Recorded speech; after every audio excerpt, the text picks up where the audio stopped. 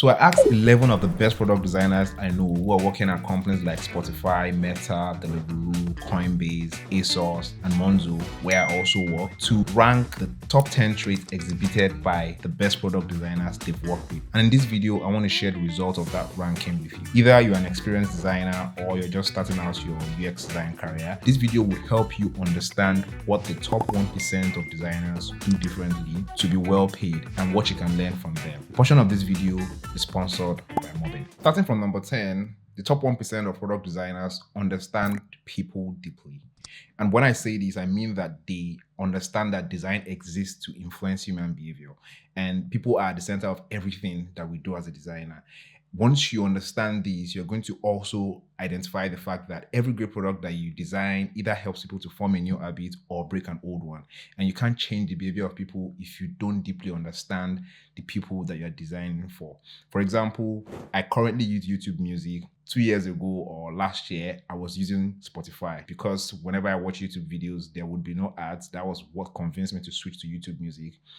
I had to change from my habit of using Spotify to start using YouTube Music. A lot of times when I was switching, I would still mistakenly go and click Spotify to find a song there before I realized that I no longer have a subscription for Spotify. So these are the things that actually shows that when you're designing products, you have to think about the new habits that is being formed in those products. And that's one of the things that the best designers know.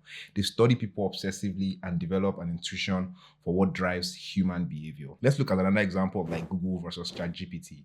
The very first time I used Google, I think it must have been like 20 plus years ago when I went to a cyber cafe with my dad back home in Nigeria. And when I was in the cafe and I started using the Google search to find information, I was so amazed. Like, wow, you could literally just type in anything and you get a bunch of links for you to get that information. 20 years down the line, that habit for searching online has been formed in nearly everybody with Google search.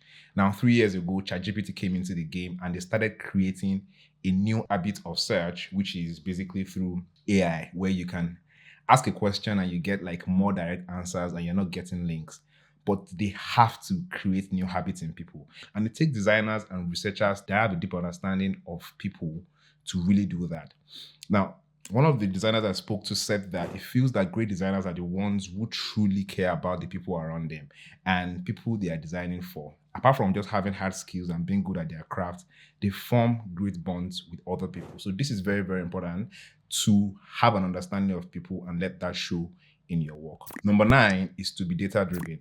I've spoken about being data-driven in a couple of my videos. The reason why it is important is that you have to let data guide the decisions that you make. Data helps you identify the user behaviors and patterns that is difficult to understand just by observing how people use your product. So it is the easiest way to convince stakeholders to agree with your decision.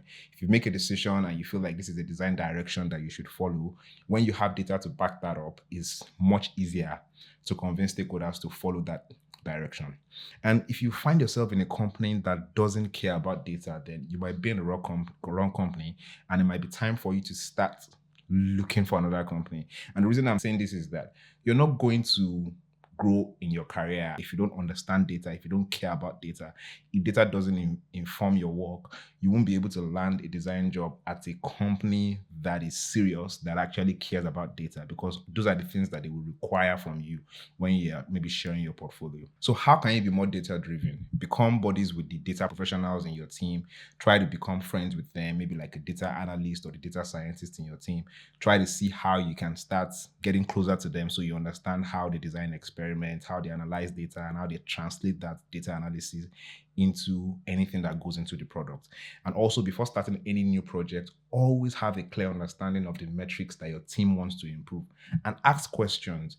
When you're starting any project and you have a problem that you want to solve in that project, try to find how you can ground that problem in real data, because that will help you understand the success metrics that you want to solve that problem for. Now, you should also learn how to use simple tools in your company to understand some of the metrics without the help of a data analyst. If you don't understand like the proper metrics that your company cares about and you can't self-serve that, and you always need a data analyst to get data for you, then it's going to be difficult for you to quickly get the data that you need. And this can affect you when you say you want to be data driven. So, number 8 is to be more open to feedback. And being open to feedback just means sharing your work more often. Opening your work to feedback gives your team the chance to contribute to your work and shape the outcomes. And this is the fastest way to build trust with your team. Imagine that you've been working on projects and then it is close to the time when engineers want to start building the project, and then you just bring the designs and say, this is the design, to go ahead and build it. You haven't given them the opportunity to feed back into the work. You haven't given them the opportunity to contribute into the work. So it's going to be difficult for them to actually trust you, because the eventual work that gets shipped at the end of the day is something that is the responsibility of the entire team. And for them to believe that the work is at the standard that it should be at, they should be able to contribute to it as well.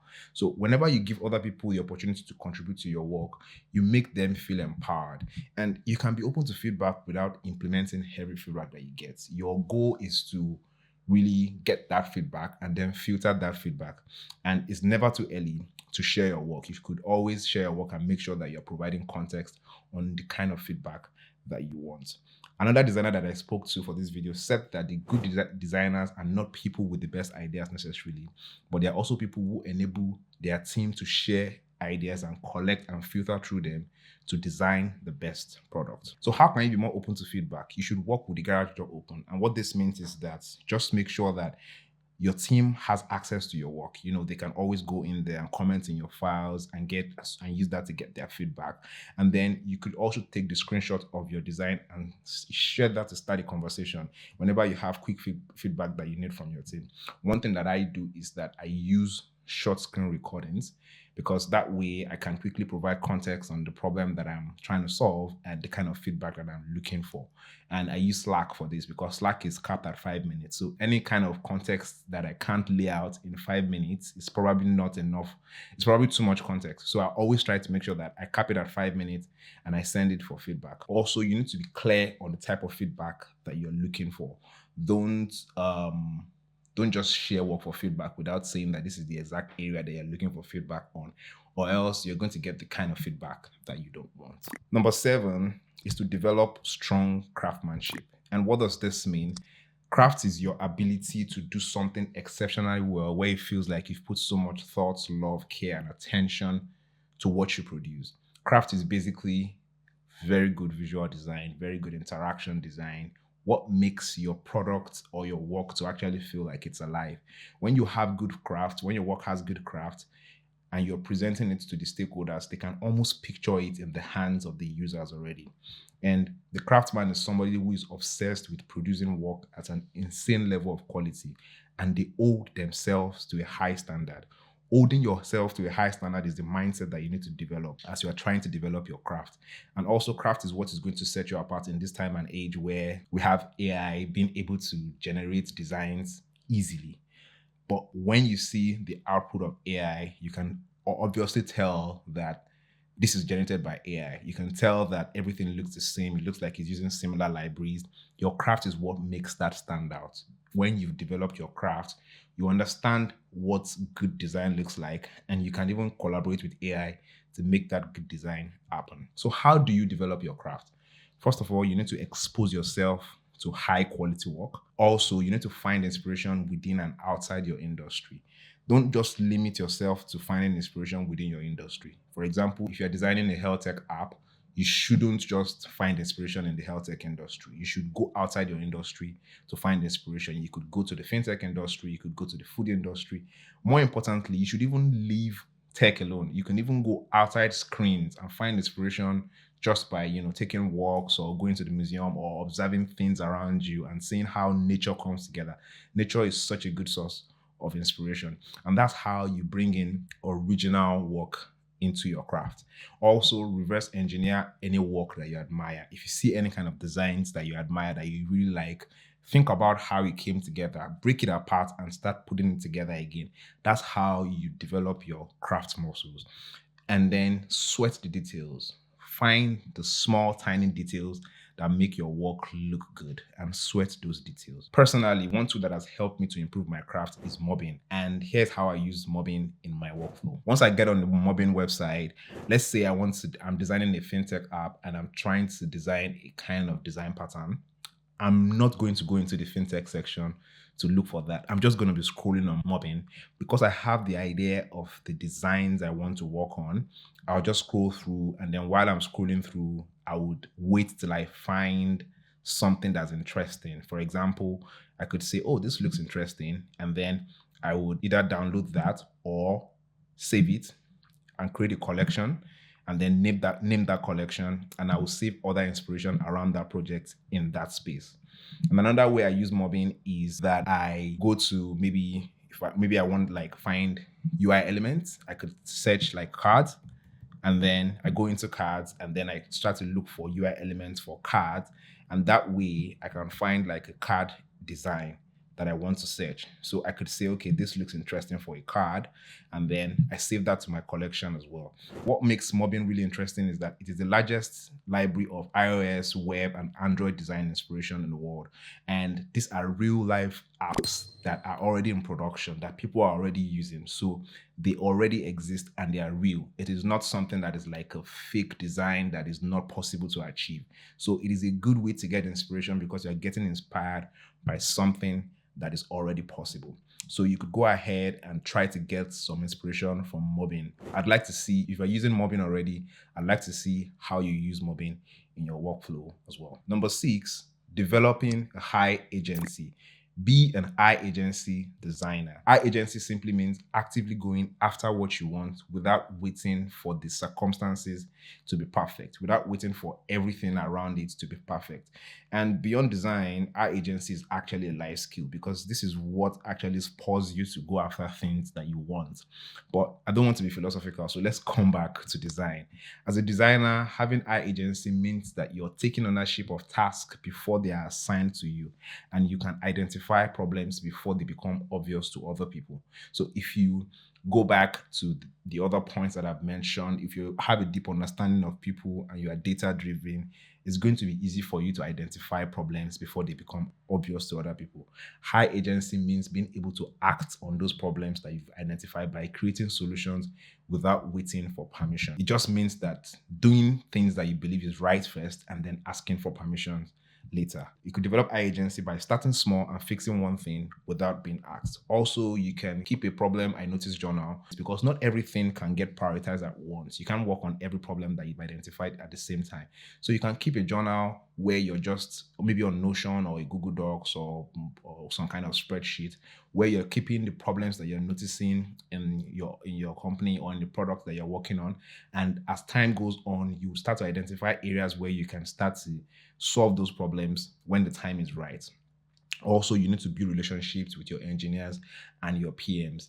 And building these relationships helps you to reach out to them when you want to solve any problem that you might have kept in your journal already. Whenever you're presenting problems, always come up with solutions. The solutions don't have to be complete.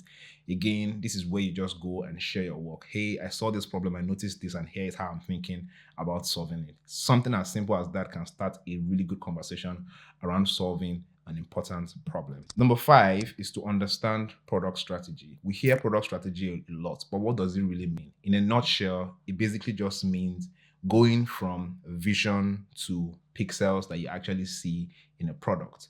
So the vision is what you want to achieve in the product in the next 3 years or 5 years. That vision is then broken down into goals, which is what goals that you need to set to achieve those visions. And then the goals are broken down into bets or initiatives, which is which bets would help you to achieve those goals. And then you can run experiments to validate if that is the right bet or if it is a wrong bet.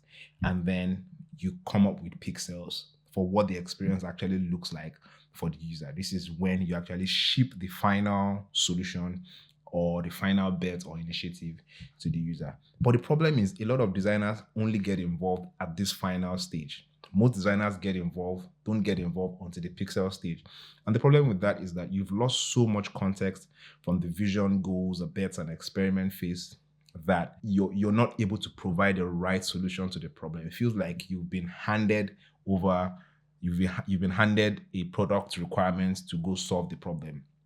But the best designers actually get involved at the vision stage. This is where they get involved because they help to set the vision, they help to explore what the future might look like.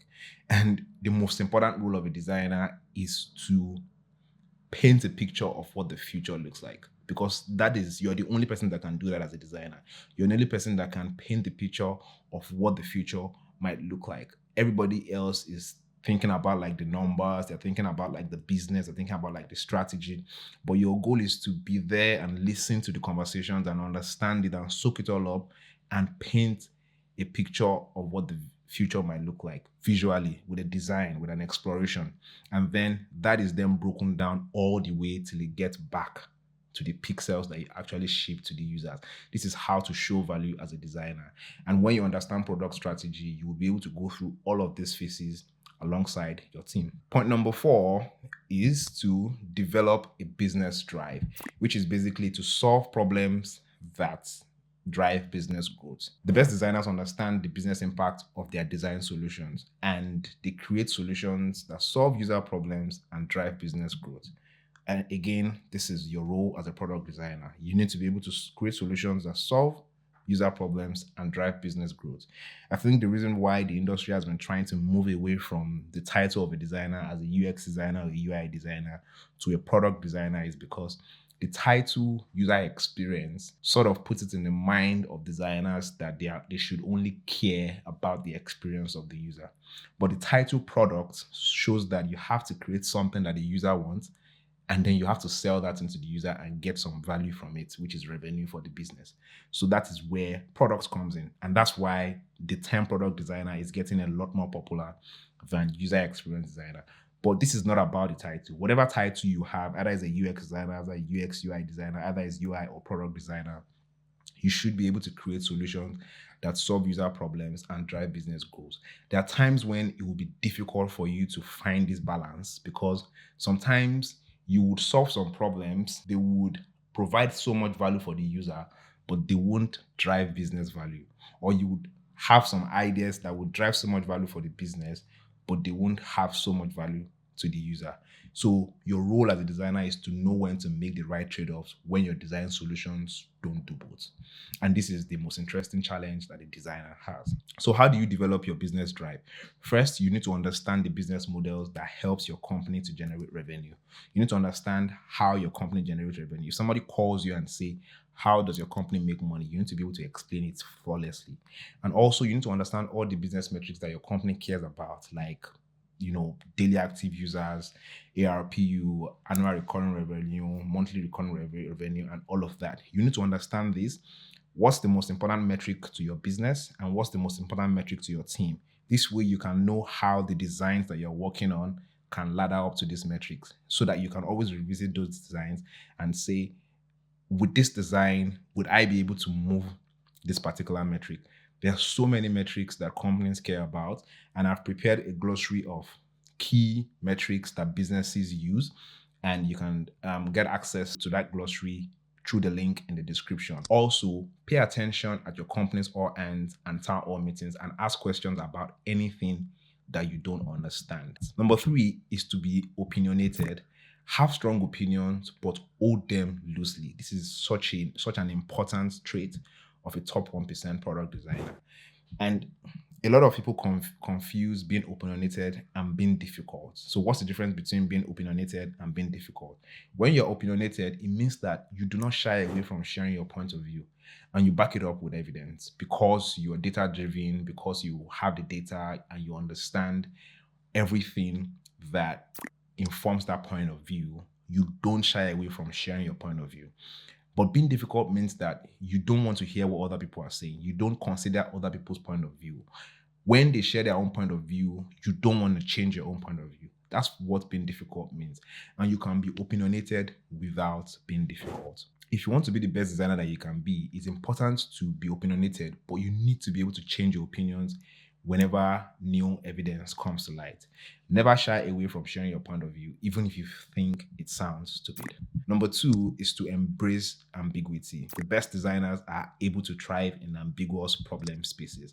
A lot of designers just sit around and wait for the clear requirements for the design to be passed down to them from their product managers or senior stakeholders. You need to be different. You need to embrace ambiguity by throwing yourself into the deep end of problem solving, because that is how you're going to develop the best design solution. Because when you put yourself into the problem and you embrace ambiguity, you are there when the problem is not really clear, and you are able to make the problem clear.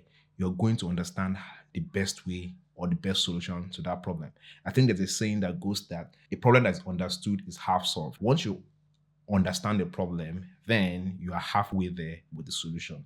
The more you throw yourself into ambiguous problem spaces, the better you become at identifying the right problems to solve.